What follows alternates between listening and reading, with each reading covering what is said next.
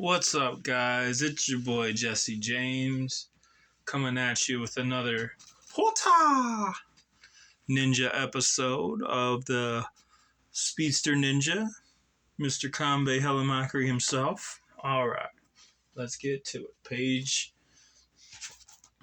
140, Chapter 3.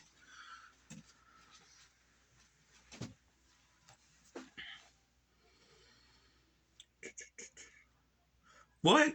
Your nose? Yeah, I think it is a bit bigger than before.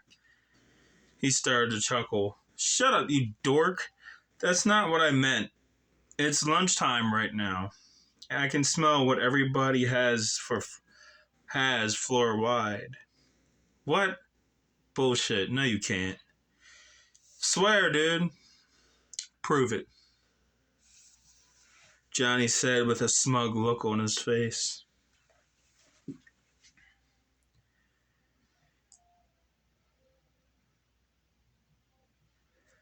T-Rex closed his eyes and concentrated.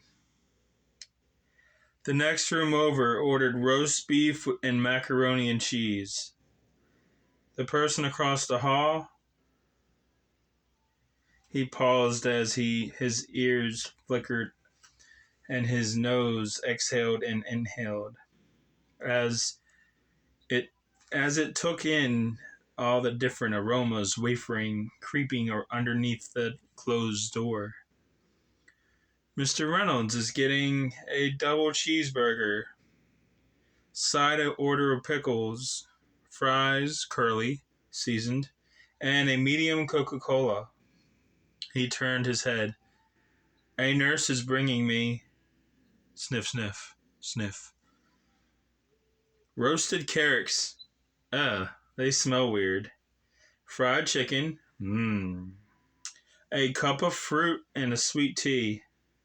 Going by the Beyonce perfume she's wearing, I would guess to say she's a 6, mid-7 on the cute scale. Johnny sat up, now interested, and eagerly waited for this person bringing the food to enter. Curious to see if he was pulling this out of his ass or not, or if he truly did possess these hypersenses he claimed to have. A few moments passed. There was a knock at the door, and a soft, semi-deep female voice asked, "Mr. Johnson, can I come in?" "Yes." The doorknob turned and opened. The nurse pushed in the food cart. "Lunchtime, Mr. Johnson." The doctor, page 141. The doctor followed in after the nurse. Johnny said aloud, "Wow, you are cute." Johnny was floored. That was random. Thanks. Oh shit, did I say that out loud? My bad. My buddy here said he could tell you were cute just by the perfume you were wearing, Johnny proclaimed. I didn't believe him till you walked in. As he was talking, she pulled the bedside table over. She picked his plate up and walked over and placed the plate upon the table. "So you're one of those." She looked at the doctor. "Do they know about the program?" She said surely to the doctor. No, I was trying to ease them into that conversation. I'm not even sure if Johnny has any mutations or abilities." Wait a second. The doc paused and thought when he accidentally overthrew the bag of chips. Johnny not only caught it, but the precision, accuracy, and the way he caught it was simply miraculous. Now he's either a grandmaster martial artist or he's got abilities. He doesn't strike me as one who has the attention span to reach that level, Dr. M thought. He might have abilities, but they need to develop. Tyrone plucked the lid off and smiled. What program? What? T nudged Johnny in the side. What? He pointed to the plate of food. Look. Johnny's eyes glanced down. Wavy cut roasted carrots, a fried chicken breast, and a small bowl of peaches. Shut up! He looked at the food and then looked at T, then back at the food. What did you get to drink? He opened the lid of the styrofoam cup. The aroma of tea leaf juice and well-balanced sugarcane filled the air. A few large pieces of ice were put in it to make it cold. Johnny got up off the bed smiling and shaking his head. I'm done. He walked out into the hallway and T started laughing. Everything okay? The doctor asked. Yeah, I just proved him wrong on something, T proclaimed. Alrighty then. Well, when you finish your meal, I would like to talk to you both, preferably in the same room, the doctor said. Page 142. Okay, hey, nurse, My name is not Nurse. It's Judy, the nurse said with a little bit of a sassy tone. Oh, my bad, Judy. Where can I set my plate when I'm done? You can leave it on the table. I'll come back for it later. Oh, okay then. She smiled and winked. Get better, lizard breath. I want to see you on your 2 feet soon. She took the cart and then leaned back and shut the door. He smiled. Got scales and feel like a tailless T-Rex, but I still got it. Tyrone said with a cocky tone. A knock on the door. Yeah. The door opened and it was Johnny. Where did you go? Oh, just back to the room to grab my drink. Johnny sat down and took a slurp, then set the cup on the ground. Bro, can you breathe fire or acid? Dude, literally an hour ago, just woke up from death sleep. Found out I'm some reptile thing with razor sharp teeth. I have no idea what my life is going to be like, much less than knowing what this new body can do. What can you do, Johnny pretty boy?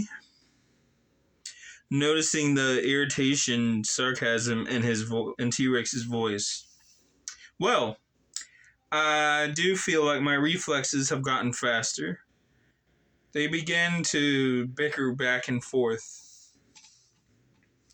T-Rex began to finish his meal. Meanwhile, back in New York City, a man was slammed up against the dock wall. The water below licked hungrily at the thick wooden wall pillars. Excuse me. The moon glowed with a pale white casting its whitish gray light everywhere. But the Bears R Us factory, as if to turn a blind eye to the unfolding events below.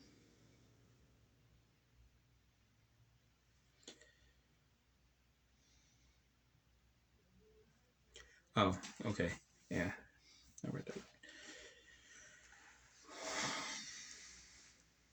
You are a hard man to find, Mr. Kiko Von Paul. I just wanted to talk. Why did you run from me? I thought you were an undercover cop. Shi No Kage pulled his black hood down, and the green and black metal mask covered his mouth, nose, and cheeks. But the mask had vents so he could speak clearly with a slight disorientation. Look into my eyes. Do I look like a damn cop? Keiko's eyes widened. You're you! That vampire from Japan that killed 12 American platoons. I heard about you. His face hardened. Page 143. You also are the one who roughed up my entire crew.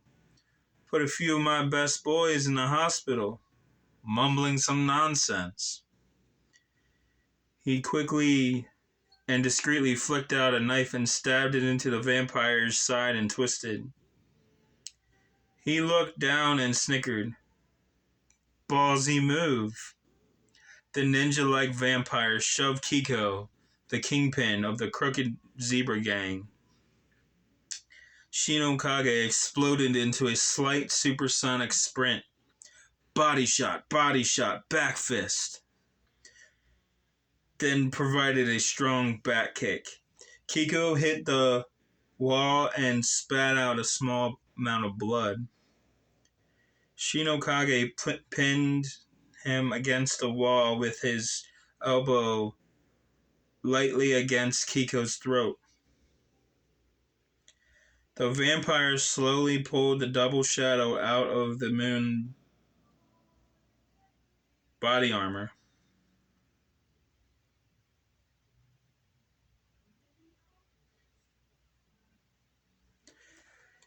It acted almost alive as it repaired itself. Damn, that's some armor you got on. Shi No Kage shrugged, then stabbed the knife into Kiko's shoulders. Ah! Shit! Woo! What a rush!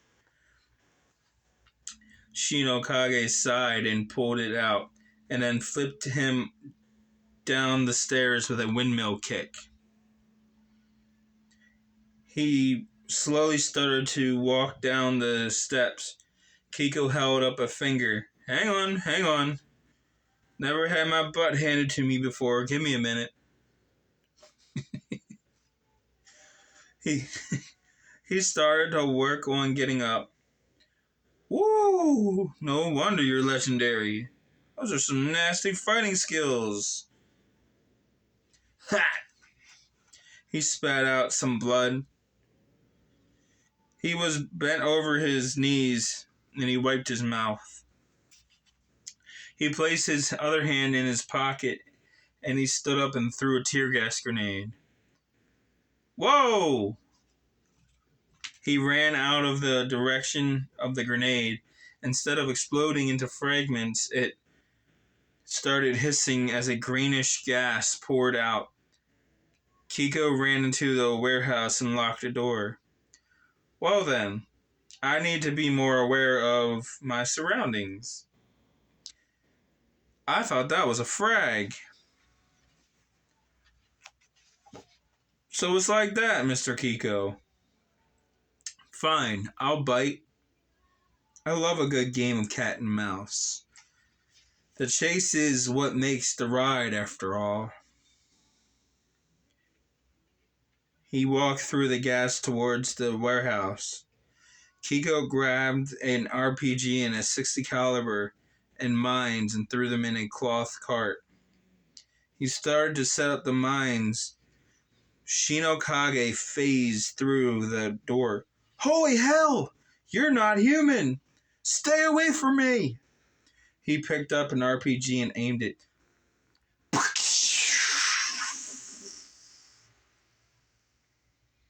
Shi No Kage sidestepped to dodge. The rocket blew up the front door. A gentle ocean breeze blew in. The air smelled fresh and salty. A seagull lightly cooed. as it was looking for a resting place for the night. Page 144.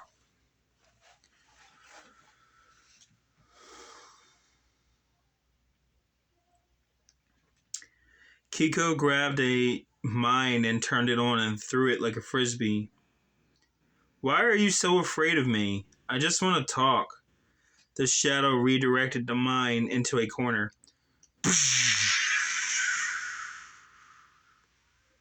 The whole warehouse shook. Mr. Kiko, you're not listening. It's time for you to go take a nap. Shi No Kage dodged another mine and went supersonic.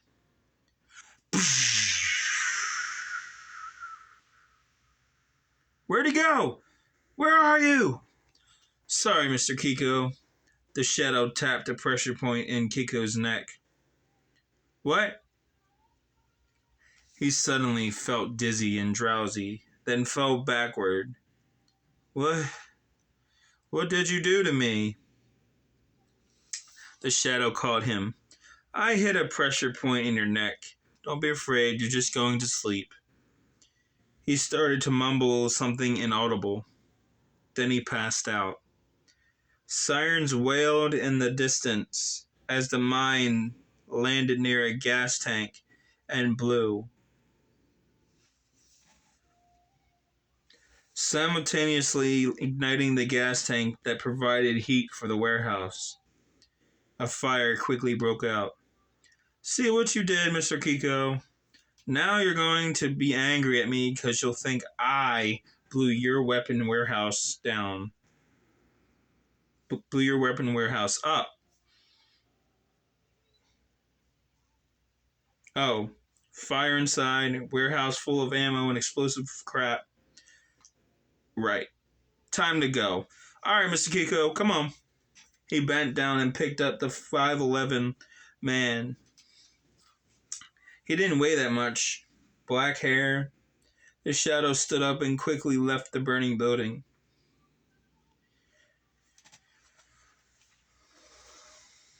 Meanwhile, back in Washington, D.C. hospital. Dude, I totally would have smoked you. Man, whatever, dude. You were barely keeping up. Suddenly, there was a knock. Come in. Mr. M turned the knob and stepped in the room. Afternoon, gentlemen. Good, you both are here. He had 2 files in his hand. Tyrone stopped talking and looked at the doctor. Are those my discharge papers? Heavens, no. Oh, which reminds me, your wife called, Mr. Johnson. What? When? An hour before you broke comatose state. If you like, I can contact her to let her know you're awake. I'll talk to her. Page 145. She told me you might say that. Here. He handed him a slip of paper.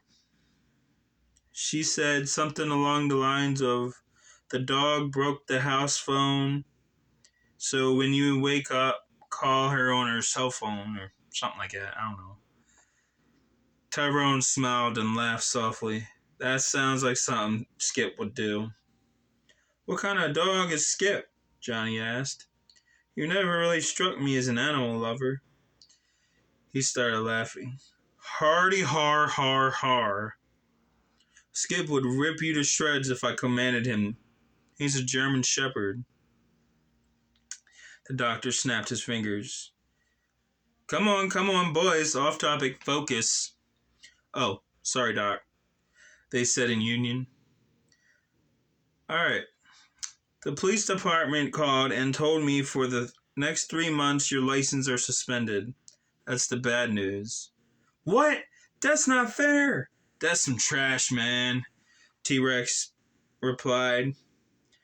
I would appreciate if you didn't interrupt me while I was talking, and it's completely fair. You two were driving high-performance vehicles in an unsafe way, and you made a 4 city-wide blast zone when you two decided to be morons and try and jump the train? Or did you conveniently forget all that? You're lucky the CIA, Marines, Army were able to contain the radiation. I'm surprised you buffoons didn't wipe out half of East Coast. 3 months suspension is a slap on the wrist. Now, if you're quite done whining that you can't do your stupid little illegal activity, I'd like to finish what I was saying.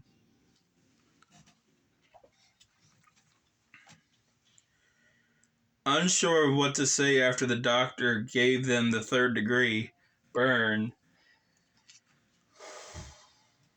they nodded and in union said, "Okay."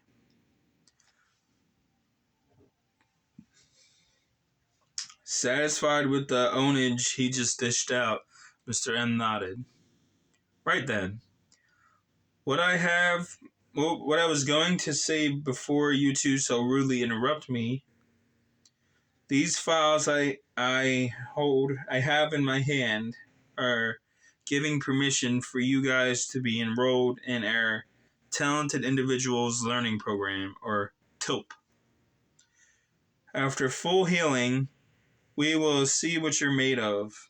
Unfortunately, we have to move underground because one of our clients set the West Wing on fire. So yeah, that's why this wing is looking down. Well, also because you two are now convicted felons.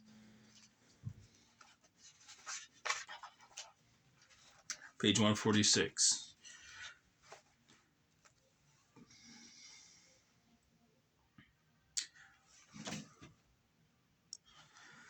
Back in the New York City area, in an abandoned warehouse just off the railroad tracks, Kiko, the kingpin of the crippled zebra gang, he was tied to a chair. He was unconscious. This man was one of the most successful smugglers in New York. In New York City, I'm sorry. A few feet away, there was a TV set up. It was put on the CBS New York News channel. It glowed a white glow.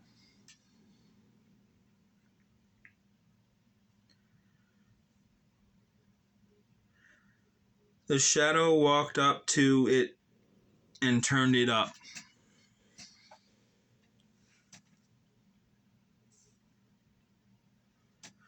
Then he walked up to Kiko and gave him a royal rough backhand. "Wake up!" Then splashed some of his ice water he was drinking onto Kiko's face. He shivered, and his eyes flickered open.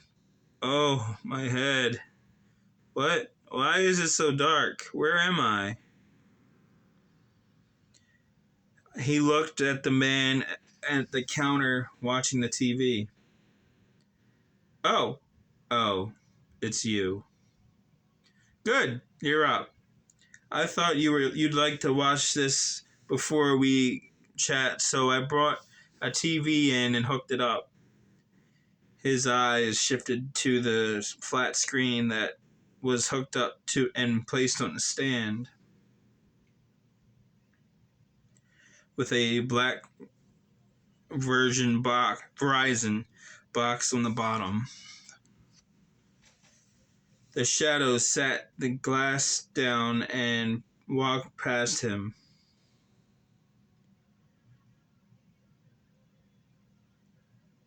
Walked past him and placed his hand on his shoulder and leaned down. For the record, this is on you. Remember that I just wanted to talk. The shadow patted his shoulder. On me? What are you talking about, you crazy lunatic? Watch the TV. A tall, muscular white man stood by the dock with his hand on his earpiece, dressed in a snazzy blue suit, waiting for cue. Now we will go to New York's piers with our best anchorman, Mr. Kiffin Highlander, with a rather interesting, unraveling story. Kiffin? Thank you, Cassandra. Yes, behind me is the infamous Bears R Us warehouse. On fire. Earlier this year, its owner and gang lord kingpin, Kiko Von Paul, was arrested by local SWAT and Coast Guard. Who knew, Cassandra? That an adorable soft child's toy was the front of the largest ongoing smuggling operation in the history of the Big Apple. And now, the same building that provided years of joy to our children is now in flames. The New York City Fire Department just arrived on scene. The camera shifted over to the road leading back into the heart of the city. Two policemen jogged up to the crew. Sir, for your safety, we need you and your crew to move back towards your van. There's crates of weapon munition that's going off. Page 147. Oh my. Okay, thanks for the heads up. The cameraman focused back on Mr. Kiffin and the police. What's happening? Kiffin asked. They want us to move back to the hub. The gentleman said there's ammo crates going off. The cameraman responded to Mr. Kiffin. I'm sorry, what?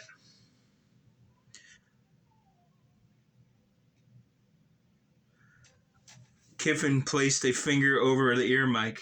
Oh, patch it to the van.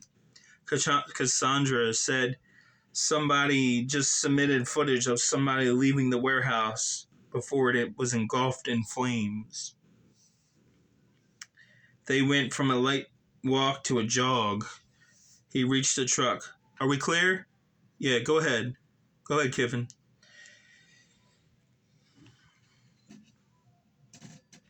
All right, that's where we're going to pause. That's a shout out to my Penguin publisher